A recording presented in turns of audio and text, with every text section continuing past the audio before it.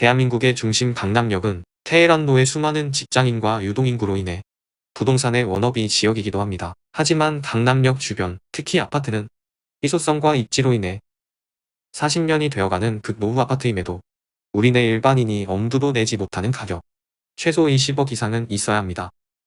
가격의 벽에 부딪혀 주변으로 눈을 돌리니 잘못 들렸습니다. 30억부터 시작합니다. 강남역의 배후 주거지이자 한강뷰가 보이는 반포였습니다. 그럼 한강 반대쪽으로 눈을 돌려보자니 여기도 만만치 않습니다.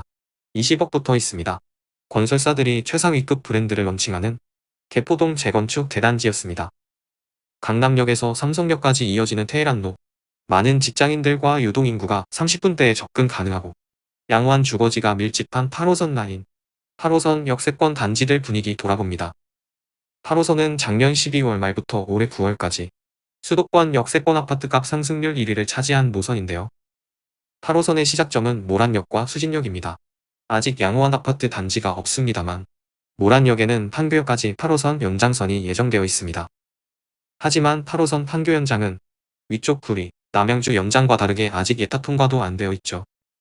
성남시는 개발이 진행 중이거나 예정된 서현지구, 백현마이스 등을 추가하여 타당성 평가를 요청하지만 KDI는 계획인간한 사업이 아니면 반영 불가 방침을 고수하고 있어 판교 연장에 난항이 예상됩니다. 수진역에는 재개발이 추진되고 있습니다. 수진 1구역과 신흥 1구역인데요. 수진 1구역은 26만 평방미터의 15층짜리 아파트 57개 동, 5,668가구의 초대형 단지로 대우건설을 주관사로 해 현대건설, DLENC가 참여한 메가시티 사업단을 선정했습니다. 2,600평 규모 대형 중앙광장을 조성하고 경사지를 단차 없는 평탄화 구조로 바꾸며 스카이라운지와 레스토랑, 사우나 등 하이엔드 커뮤니티 조건을 내세웠습니다. 신흥 1구역은 GS건설, DLENC, 코오롱 컨소로 진행되며 수진 1구역은 전체가 고도 제한 구역으로 최고 15층까지만 지을 수 있는데 반하여 신흥 1구역은 일부 완화 구역이 있어 20층까지 지을 수 있습니다. 다음 역, 신흥역입니다. 강남역까지는 35분 거리이지만 환승 이후에 필요합니다. 신흥역에서 가장 양호한 단지, 신흥역 하늘 체렌더스원입니다. 2411세대 23개 동으로 최고 27층짜리입니다. 2022년 입주한 2년차 단지로 864세대 24평은 올해 9월 14층이 8억 2,400만원이 최근 거래이고 306세대 33평은 8월 19층 9억 5천만원이 최근 거래입니다. 신흥역에서는 하늘체렌더스원보다 성남 도안중 1구역이 더 상급지가 될 것 같습니다. 이미 철거가 완료된 상태로 모델하우스를 짓고 있죠. 도안중 1구역은 성남의 유일한 상업지역 재개발로 효성 해링턴 플레이스가 아파트 1972세대, 오피스텔 240세대를 지하 4층에서 35층까지 18개 동으로 짓습니다. 산성대로변 역세권의 첫 개발 사례로 성남 원도심의 랜드마크가 될 입지입니다. 조합원 평균 분양가는 59타입 4억 8,528만원, 74타입 5억 7,342만원, 84타입 6억 3,937만원 수준이라 뒤에 입지한 하늘 체렌더스원 현시세와 단순 비교하여도 59타입은 3억 3,500, 84타입은 3억 1,100 차이입니다. 하지만 뻐끔하여 이미 프리미엄 그 이상으로 다 붙어있겠죠. 일반 분양은 얼마나 할까요? 내년 상반기 분양 예정이라는데 예정지 바로요. 수진 파라곤 오피스텔 분양가를 보면 아파트 59타입과 비슷한 62타입은 7억 5천에 분양했습니다. 경쟁률 1대1에도 못 미쳤지만 대단지의 입지도 좋은 주상복합 분양이 이보다는 높다는 건 예상할 수 있겠습니다. 다음 역 반대 오거리역. 이편한 세상 금빛그랑 매종입니다.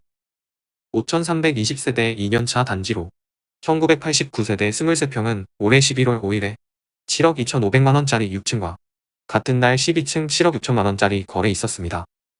23평 최고가 거래는 2022년에 분양권 거래로 10층이 9억 7,800만원인데요.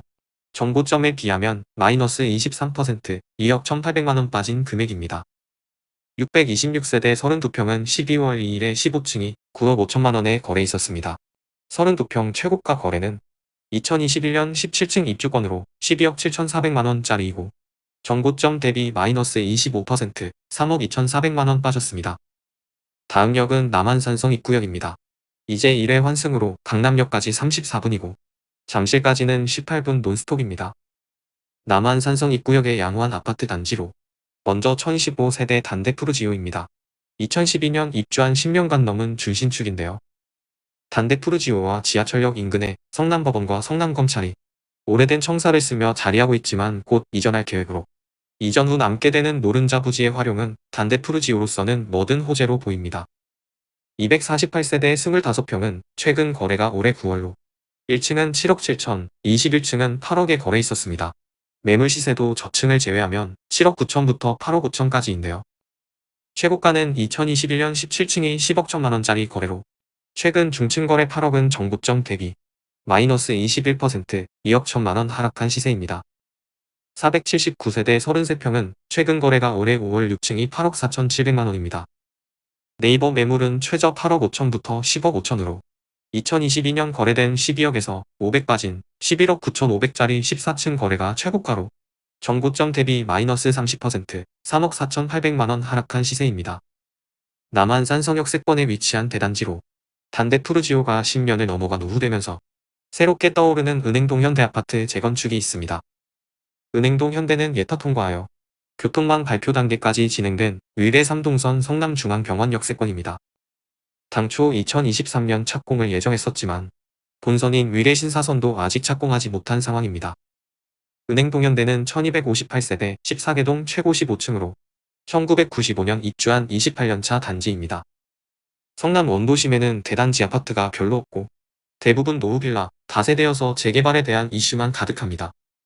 또한 대단지이더라도 30년이 다 되어가는 단지가 없어 대단지 재건축에 대한 희소성도 있겠습니다. 단지 내 조경이 5층까지 올라갈 정도로 세월이 많이 흘러 재건축에 대한 압력도 있겠네요. 30평 단일 세대로 올해 12월 3일 10층이 6억 4천만원에 최근 거래 있었고요. 최고가는 2021년 11층 8억 9천8백만원짜리 거래입니다. 정고점 대비 마이너스 29%, 2억 5천8백만원 하락한 시세입니다.